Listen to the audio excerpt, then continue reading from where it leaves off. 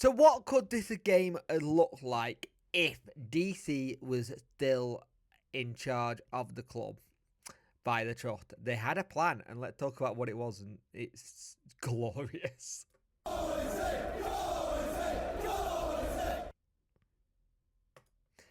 Hello and welcome to the video. You could like, share and subscribe. I much appreciate it. Liking out the algorithm, sharing gets in front of people's faces, and subscribing let me know, like channel, hit that notification bell to let you know when video go live.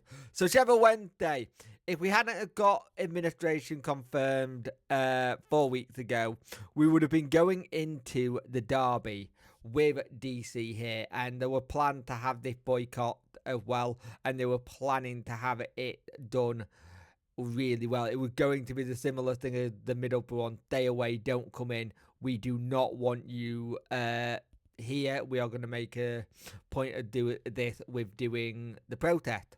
Now, they had planned kind of to do an inspired Donald Trump 15-foot blimp. Now, it wasn't formalised on whether if they would get the go-ahead on that front, but they had the plans ready to do it, to kind of doing it.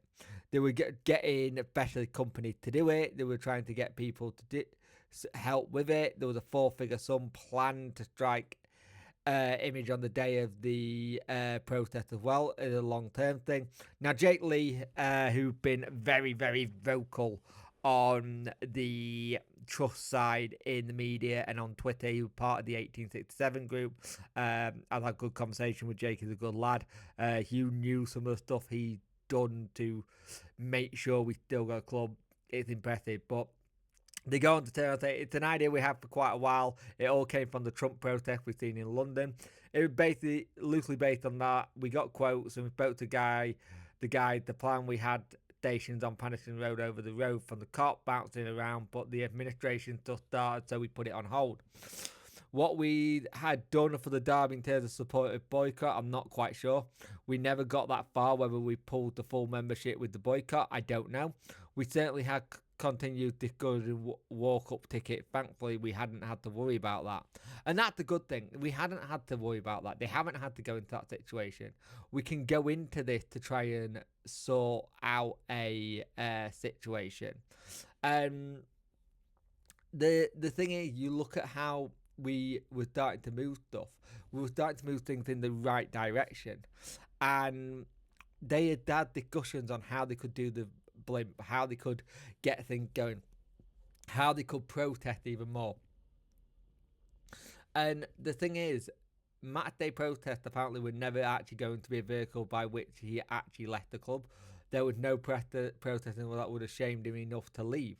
But what they wanted to do was make sure they got media attention. And that's the thing. They wanted to show how badly he managed the club. They wanted to show him how everything had been.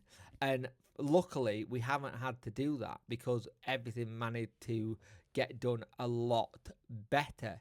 And you've got this thing where the Trust are able to help by giving children who may not be able to go and be able to go to games and donate tickets. Like there's going to be the Trust logos on the playing shorts, potentially at this weekend's game. And the thing is, the club has always been, and the Trust has always been about getting it right for the community. They know what they wanted to do. They know that this is our club, but they knew that it needed to be done right. And the Trust did, let's be brutally honest, the Trust did amazing work with what they've managed to do. And you kind of hope whoever comes in that we have got genuinely the right people come in who want to have engagement with fans, who want to make sure fans get says on stuff, and if something isn't right, they sort it out. They go, right, well, we're not doing that, we're doing this. That the fans have not liked this, so why are we still doing it? It's one of those things you hope that whoever comes in listens to the fans, but also understands that we are in the situation where we know what, if it happened again, like a DC character, we know what to do, we know how to organise. You pray it never does. You pray it never happens again and you don't have to do this. But it just shows, you look at what we've done, you look at what Norwich City fans have done, you look at other clubs who were in the similar place, similar up in Scotland, Rangers fans. They weren't happy with Russell Martin. There were a lot of protests there. Fans are starting to get a bit more of a voice in football again. Not as much as we should have, but we're starting to get a voice with our clubs at least. And it's good to see that. Now, here's the thing for me is that today is the soft deadline. The 21st was the soft deadline, right? So, soft deadline is coming up. They want to have concrete preferred bidders within about 2 weeks' time. So, we're at that point. Anyone who is at that point where they may want to have a look, or you may start getting people who start pulling out because they've done the figure, they looked at it, and they've gone, but this might not be right. So now we're going to wait and see who comes next out of the preferred bidders, who the administration whittles it down to and go with. And that's the thing. Today is the final soft deadline. They'll probably have something like a 5 p.m. today. Once that's done, they start whittling it down. They start going, who's serious? Who wants it?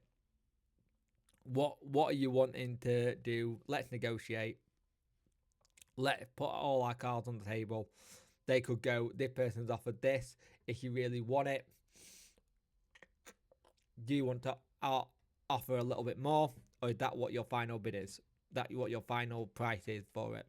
So we're getting into the point of where you are slightly in that kind of position like a house, where someone comes to try and buy your house. Somebody else wants it. Somebody else wants it. You put your money in that you can pay cash. One person can do it with cash, maybe a bit of cash and a mortgage, and the other one got to go full mortgage. And that one probably going to be the one you sit at the end. And thank you for that analogy, Jason. Much appreciate that one, because that was a really good one. It's one that just stuck in my head. But yeah, I'm thankful that we didn't have to do that. I would have loved to have seen the blimp out. I'd love to have seen it just happen. I tell you something, I am waiting for the person who writes the Chancery Years book, and we find out everything that's happened over the years, or someone does a podcast on I work with Chancery or some of that nature, and you get all the stuff that happened over the year, because it's going to be fascinating. We've already heard bits and pieces from people in and around the club who have said stuff. So yeah, it would be fascinating to hear. But that's what could have happened. Thankfully, it didn't. And now we just see what happens and who comes in around the 5th of December and go from there. But yeah, it could have been a completely different story, couldn't it? But yeah, that's where we're at. But thank you for watching. I'll speak to you next one. Bye.